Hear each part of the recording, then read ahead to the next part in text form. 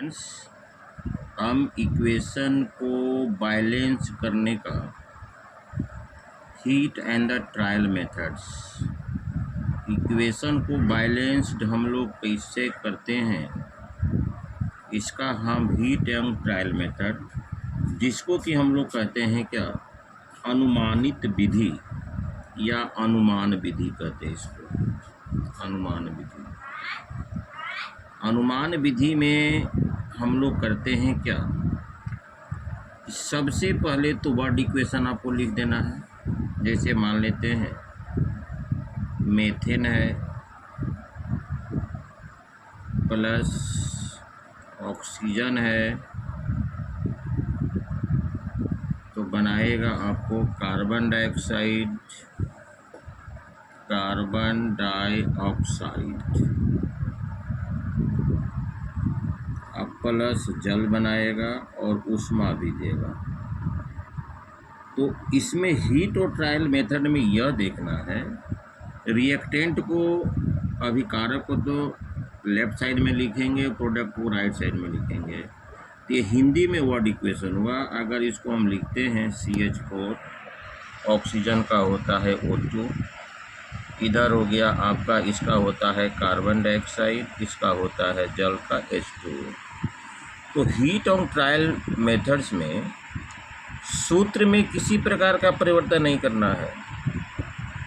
Complete integer से right side में गुना आपको नहीं करना है, तब तो वह सब्सटेंसेस का नाम ही चेंज हो जाएगा।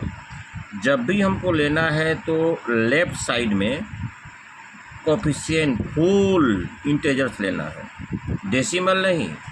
Number of atom is not existed in the decimal form.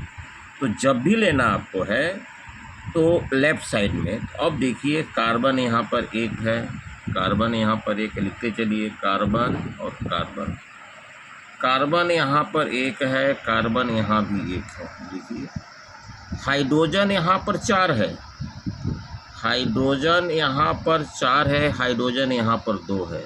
तो यहाँ 4 नहीं लिखेंगे, ये दुनिया से इसका कोई रिश्ता ही टूट जाएगा। अगर यहाँ 4 लिख देते हैं तो H4O किस पदार्थ का नाम है।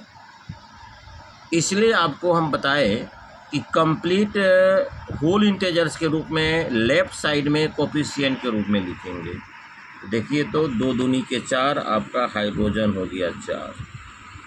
अब चलिए ऑक्सीजन यहाँ पर 2 है, यहाँ पर ऑक्सीजन 2 और यहाँ पर है 2, 4 ऑक्सीजन है भाई। तो इधर आप 4 लिख देते हैं या 3 लिख देते हैं, तो या तो सब्सटेंस का नाम ही चेंज हो जाएगा या तो आउट ऑफ द वर्ल्ड हो जाएगा। इसलिए आप 2 यहाँ पर लिखेंगे। देखिए तो ऑक्सीजन इधर भी 4 हो गया, ऑक्सीजन इधर भी 4। अब जोड़िए 4 4 8 1 9, 4 4 8 1 9, दोनों तरफ एटम की संख्या बराबर हो गई।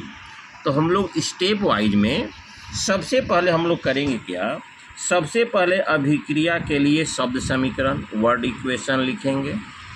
सबसे पहले हम लोग वर्ड इक्वेशन लिखेंगे, उसके बाद शब्द समीकरण में दर्शाए गए अभिक्रिया अभिकारकों एवं प्रतिफलों को रासायनिक संकेत या सिंबल, उसके बाद सिंबल या हम लोग केमिकल फार्मूला जहां आवश्यकता पड़ेगा लेफ्ट और राइट साइड में हम लोग लिखेंगे। उसके बाद ढांचा समीकरण में स्केलेटल इक्वेशन में विभिन्न तत्वों के परमाणुओं की संख्या को अभिकारक प्रतिफलों में गिनकर एक तालिका मिलकर, जैसे हम तालिका में यहाँ पर लिखे, तो तालिका में इसको लिखिए। अब तब देखिए कि कितने एटम किधर कम है, रिएक्टेंट में कितने कंप्लीट हो रहे हैं और प्रोडक्ट में किधर कितने कंप्लीट हो रहे हैं।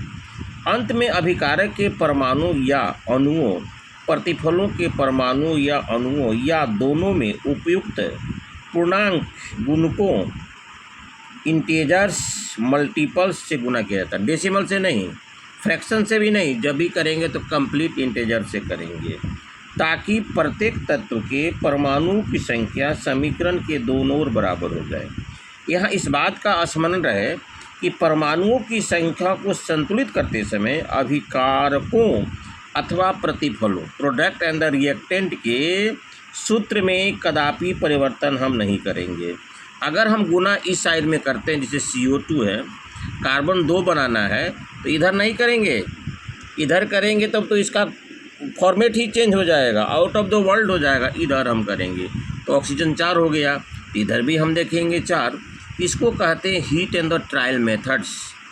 जनरली प्राय यही चलता है। अगर आपको वर्ड इक्वेशन याद है कि क्या ये दोनों रिएक्टेंट करके क्या मिलेंगे, तो आप इस तरह से हीट एंड ट्रायल मेथड्स से आप सॉल्व कर सकते हैं। तो डियर स्टूडेंट्स, ये हमारा आज का जो हीट एंड ट्रायल मेथड है केमिस्ट्री का, एग्ज़ाम के दृष्टिकोण से बहुत ही बेस्ट है। ध्यान आपको ही रखना है कि राइट साइड में गुना कभी नहीं करना है, जब भी करना है तो लेफ्ट साइड में करना है, नहीं तो भाई आउट ऑफ द वर्ल्ड हो जाएगा, वह सब चांसेस। चलिए, अपने क्लासमेट को भी फॉरवर्ड कीजिएगा, मुझे भी प्रोत्साहित करेंगे। Thank you very much.